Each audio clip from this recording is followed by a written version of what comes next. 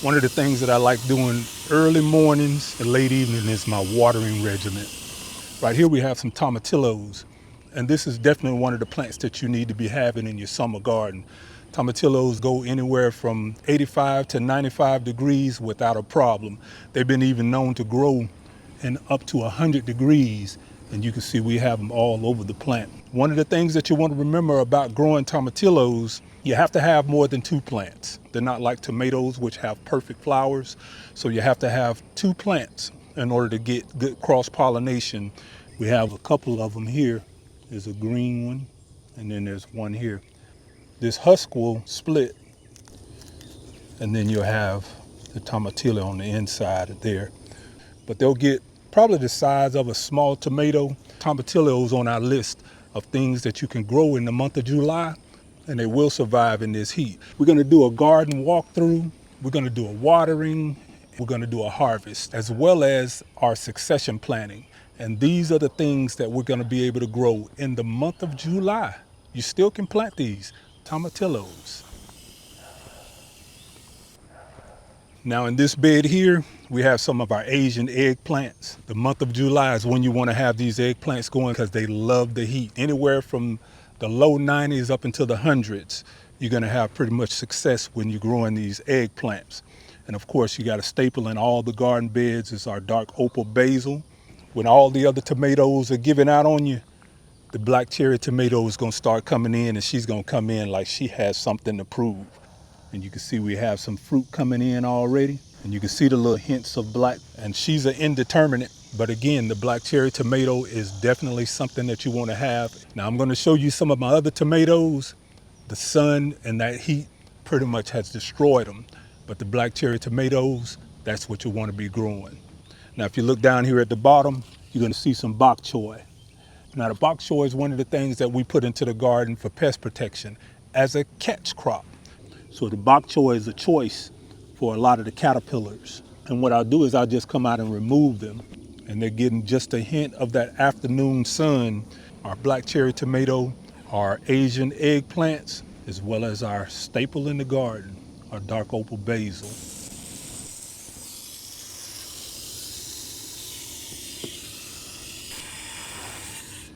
Now, as you can see down on the bottom here, I have some drain holes. I use the same principle with my root training system. And this is actually how I started doing the root training, by doing my pots like this. I don't have drain holes on the bottom. All my drain holes, they're 2 inches up from the side. Now what that does for my bananas, it allows them to have that drink of water a little longer than average, because that water is going to settle into the bottom and give those roots something to hold on to during these hot summer months. And that's how I know when to stop watering. So that water is going to settle down at the bottom, and that's going to give her a little drink a little later on in the day. We're going to do that again tonight, and this is how we're doing all of our plants. So we'll go over here to our Georgia candy roaster here. Now, the negative to this is she has been demolished by the squash vine borer. You see that frask there? That's squash vine borer damage. See all that frask? The squash vine borer damage. They are all over this plant. Squash vine borer damage. This is what we're mainly concerned with. This is that same candy roaster that we showed you in the last video. And look how large this has gotten. Now this is not as large as I would have liked. And we're gonna let this grow out as far as it can. Remove the entire plant. This is what I'm calling my squash cage. It's gonna be anchored with some 4x4s on each one of the corners. So it's gonna have the same look as my grapevine trellis, but we're gonna do something a little different over here. And you can see how I have a little wraparound garden bed going all the way around it. This is something that we're working on right now. And hopefully in the next video, we'll have this thing complete and all of our squash are gonna be growing in here. And once the squash season is over with, we can take our brassicas and we're gonna grow our brassicas in here. So all of this is part of our strategy in growing the garden into a position to where we can sustain ourselves year round. So what we're doing is we're working smarter, not harder. We're not gonna keep dealing with these squash vine borers every year. Now this is something, I like the way this looks, but this is not gonna work because the squash vine borers are gonna do the same thing to it every year. So right here we have a Goliath tomato, and this is a determinate. It's only gonna get maybe 4 feet high, so this is a good spot for it. Part of what we're doing also is maintenance today. And this is something that you have to do in order to keep these plants producing. And we're just removing some of the bad stems off of here. We're not going to remove a lot, just the things that we need to make sure that this plant stays healthy. You see how thick these leaves are? This is a Goliath bush variety. You hear me talk often about throwing the leaf litter on the ground. You do not want to do that with tomato plants. They can harbor all type of pathogens in these leaves. So these are some of the ones that we're going to discard. We'll go in and take another one of these off of here. Now look how beautiful she looks now. Got tomatoes all up and down. Something else that I like to do with my tomatoes, I take my tomatoes as they start to blush. So some of the things that we also want to take into consideration is harvesting. As the temperatures climb into the upper 90s, your plant's going to start dropping fruits and flowers, and that's their way of surviving. So what we do is we'll start removing some of the fruit. As our banana peppers start getting a little color, the fruit sends a signal back to the plant in the form of an ethylene gas, and that tells the plant that it's done its job and it'll start producing less fruit. So something that we want to keep in mind is harvesting and harvesting often. And we got quite a few over here. Harvesting smarter, not harder.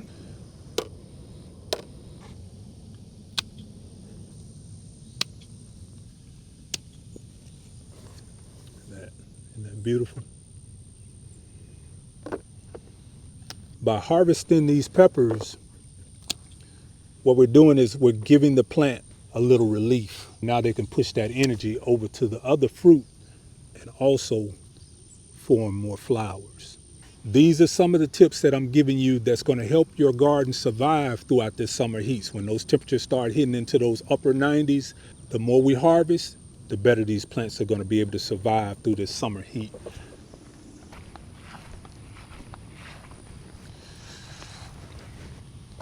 So here we go again. And these are Mr. Stripies here. And what I try to do is keep my water away from the stem. The roots of this tomato plant are going to be stretched all the way out to the edges here. And the more you water the outside of it, the further those roots are going to travel. And that's where they're going to be able to get those nutrients from. We have our African marigolds along with our Mr. Stripey tomatoes. Now the Mr. Stripey's has a nice little unique color to them because they're more of an orange than a red, and they're heirlooms. So they're not going to have that perfect little grocery store look that everybody looks for their tomatoes to be. You can see we have new flowers coming on. And I like the Mr. Stripey because the Mr. Stripey also gives me a little more time into the summer, just watering the outside to get those roots to travel. Now the reason why I have the marigolds with the Mr. Stripey is because the marigolds help repel the root knot nematode as well as a few other pests. Now we talk about again our maintenance strategies. You're going to always see me carry around some alcohol wipes to make sure that I clean my snips off between different plants. And these are stainless steel, but you always want to make sure that you clean that off before you come and start cutting on a different plant, because you could be transferring disease from one plant to another. It's the same thing we're doing, it's just a little maintenance. And we're just going to take those off. We're not going to chop and drop these. We don't want to chop and drop any tomato plants. Just remove some of this stuff here. And that's going to put that energy into that sucker there. And she's going to keep growing. You see where this fruit is located down here? Anything below this, we don't need any leaves. Let's go ahead and take this one off too. You're not going to hurt your tomato plants by doing this because she's going to keep pushing off new growth at the top. You see we have a sucker coming off here, so she's going to push off some new growth. We got some tomatoes right here. We just tickle her a little bit. Same thing up here. Come up here and tickle her a little bit. The tomatoes have what they call a perfect flower, and that's the male and the female parts in it. So they are self-pollinators. So this is what we call the breaker stage. And that's when the plant starts to produce ethylene gas. And at that point, it has everything it needs in order to be able to ripen itself. We could take these inside, we could put them into a paper bag, it'll trap that ethylene gas, and it'll speed the process of that up. And you see how this one is split a little bit? This one would stay a perfect tomato if we put it in that bag and allow that ethylene gas to trigger the ripening process in these tomatoes. Remove this one as well. And this is going to help push that energy up to the other ones. Now in this bed here, we have a little transitioning going on. And the contender beans are another plant that you can be growing during the month of July. You can actually plant these seeds right now and your contender beans are going to be able to survive these high 90 temperatures. Contender beans have been known to grow well up to 100 degrees.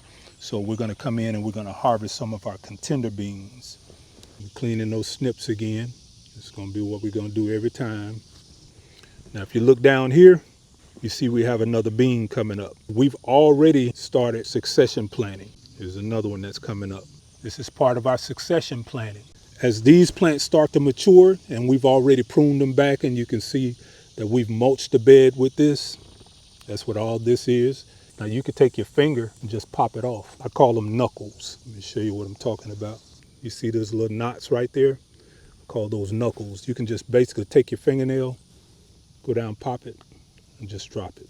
This is the correct way to use legumes in the garden. Legumes fix nitrogen into the plant themselves. The plant uses up that nitrogen in order to build these beans. Once we harvest, we can chop these leaves, and the nitrogen that's left in here in reserve, as the legumes begin to decompose, they release those nutrients back into the soil, and that way a beautiful black cherry can benefit from that. And I'll keep doing this until the plant is done. Now when it gets to a certain point, I let these start to dry off on the plant, and those will become our seeds. And that's what we essentially did. We allowed one plant to dry out. We succession planted them, and that's what you see in our new seedlings coming up here. And that's going to be a common theme that you're going to see all around the garden. It's the same process with all these plants. The more you pick, the more they're going to produce. And that's again part of our succession planting. Our pink eye purple hull peas. And it's time for us to start doing a little succession planting over here as well. Now you can take these and we can remove them and we can eat them just as green beans. This will go in with our meal tonight. And they'll go to the purple stage right before they go to the brown stage. And you can store these purple hull peas for years. So here you see what I'm talking about when we're talking about letting them ripen on the vine. These are red beef steaks. And you get them a little drink of water, and they're barely holding on. Still growing, but it does not like this heat. So we're gonna go ahead and wipe our snips off again. We're gonna get rid of anything that looks damaged or diseased on here and go ahead and get a harvest off of it. And one of the reasons why I like taking my tomatoes off, these are thin skins, even though they're beef steaks. But either way around, these are good. Some of the other ones, the birds have gotten into. So anybody tell me that birds will not eat your tomatoes?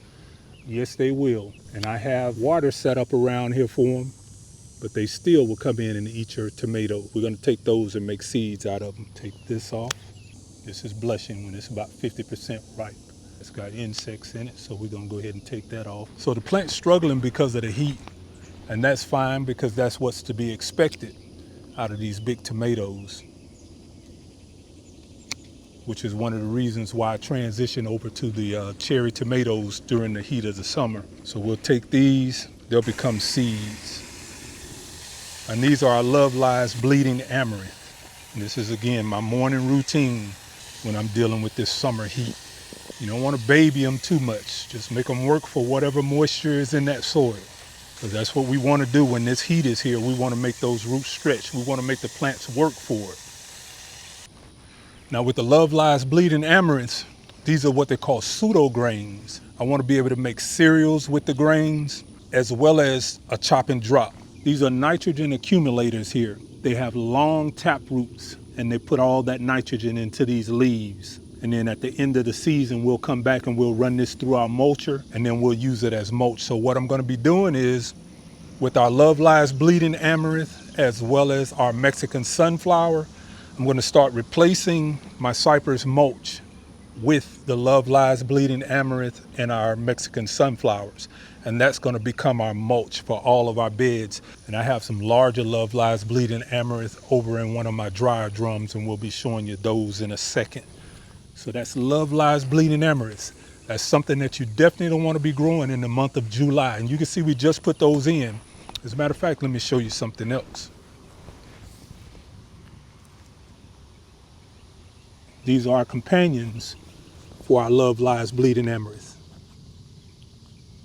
These are our lima beans, and they're being inoculated with our leguminosum bacteria, which is a rhizobium, and that's what's able to make it fix nitrogen into their roots through the nodules. I'm going to be placing the lima beans in between each one of our Love Lies Bleeding Amaranths. Lima beans, so we're going to put these back over here in the shade. We're going to be getting rain for 3 days, I think on Wednesday, and it'll be a good opportunity to be able to plant those lima beans in between our Love Lies Bleeding Amaranth. And we're going to have 3 days of rain. That 3 days of rain is going to really make those things come in to where that bacteria that's in that soil is going to get introduced over here. And then we're going to have a really nice harvest come the end of the season. You see how beautiful these tomato plants are looking? These here are my sweetie tomatoes here. And when all the other tomatoes are gassing out, our sweetie tomatoes and our black cherries are just coming in, and they're coming in showing some love. Perfect flowers. So you just tickle them a little bit and they'll start producing. So we have another one here. I'll probably take this one out and relocate it because it's going to be too much for this little trellis here. Really all you need is one bush for this particular trellis because they're indeterminates. But you can see we already have tomatoes on here. And these are very good in salads. They're not going to get much larger than what they are here. This is our lemon thyme that's used as ground cover with our tomatoes. That helps also with a little bit of pest pressure, but also gives us something to when we start mixing up our oils for our insect sprays. Lemon thyme is one of the things that we use for that. This is the fig that was in question about whether or not I should move it. You guys helped me make the decision to leave it here, and I am so glad that we made that decision. Got our first fruit coming in for the year. It's loaded, but this is what we're expecting. And this is the first time that I've had one this size on here. So we have our first 2 ripe brown turkey figs. Look at that. Isn't that beautiful? This is our brown turkey fig. And we're gonna just see how it looks like on the inside.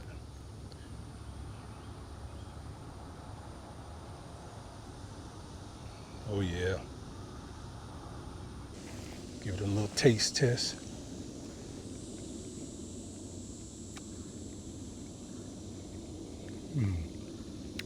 Now, if you've never tasted a fig before, throw that fig Newton that you got over there in the cabinet out. Them fig Newton bars.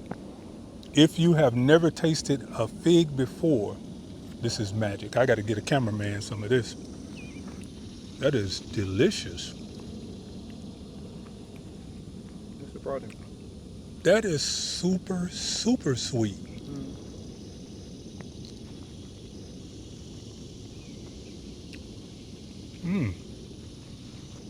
So I want to thank you guys for convincing me to leave this where it is. I'm glad I did. And I guess we just ate our harvest. Over here we got some sun scald. Some sun scald on these. See when that sun baking down on them. These are bell peppers here, and they don't do very well in this summer heat. Set these to the side. But we have some more of our banana peppers here, picking early and often. Look at how beautiful those babies are. This is how you keep your plants producing. This is one of the main things that you want to do in this summer heat. The more you harvest, the more that they're going to produce. As that summer heat comes in, You're allowing the plant to take a little breather from putting all of that energy into ripening these fruits. It's going to flourish in new growth. So we're going to go ahead and add these into our pot. We're going to come over here and we're going to take a couple of these bells off here. And you see they're just starting to get a little color. How beautiful that is. Nice, healthy plants. It's that same regimen. Everything gets watered twice a day. Everything gets watered twice a day. You see this one here, we got some baby bells coming up on here. So we'll add these into our basket.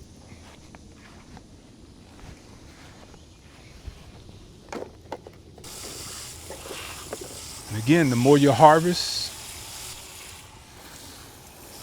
so coming back to our beans, and these are long beans, Asian long beans, what we call Orient Wonders. This is the size that you want them, no larger than this.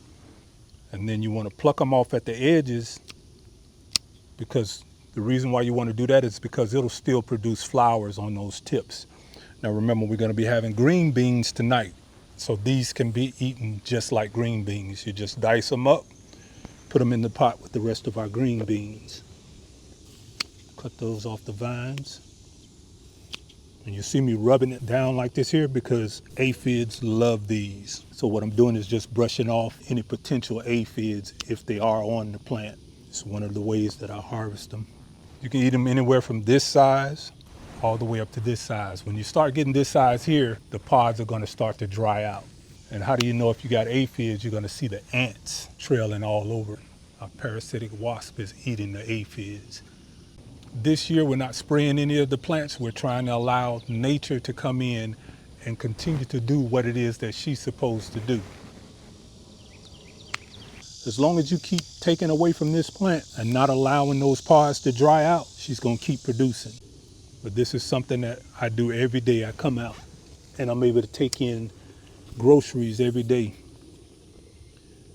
But I wanted to make this video more about harvesting and why is it so important to keep harvesting, because as long as you keep harvesting, they're going to keep producing. And these are our black beauty eggplants here. And again, we're not going to oversaturate them with water. We're always watering at the base. Just going to give them a little drink. You ever been to the doctor's office and you start using that little cup and you say, "Nurse, I think I'm going to need a bigger cup." I think I'm going to need a bigger harvesting bowl. Look how beautiful those are. I see Marcelo over there just relaxing. He is a clown. I think Marcelo trying to steal the show. Every video, he comes out here and he goes straight to wherever we're recording. He gets right behind us like he knows where the camera is. I think Marcelo trying to steal the show. So, the more you harvest, the more she's going to produce. Listen to that. Another way that you can tell this thing is ripe and good to go, it still has its gloss on it. That's one of the things that you want to look for. If you push your finger into it, she has a little give. She's still soft enough, but she's solid enough to where it's just not mushy. That's one of the ways that you know that your eggplants are good. Because again, part of what we're talking about today in July is harvesting smarter, not harder. And what it's going to do now, all of that energy is going to go to this baby right here. We do our pruning and our harvesting at the same time. We water, prune, and harvest. This is our morning routine. Snip that. Look at that baby.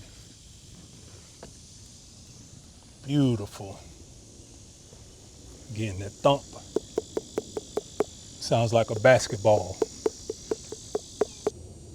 That's a good color, and they don't get as big. You see how dark purple that is? That's a good color. You see the difference in those? See how that pale color? Now this is still good, but this is borderline. This is over ripening. This is the color that you want, that dark, nice, beautiful purple. And you see how faded that is, and the gloss is starting to go away. This is starting to over ripen.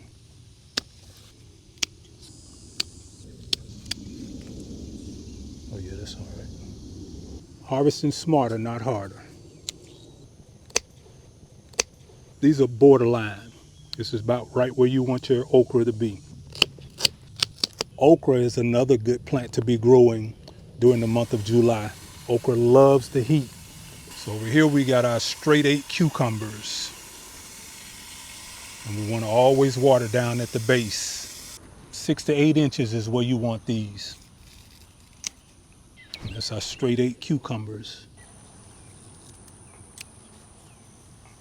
Straight 8 cucumbers. Harvest smarter, not harder. We're still growing food in July. 95 to 100 degrees. Growing out the box.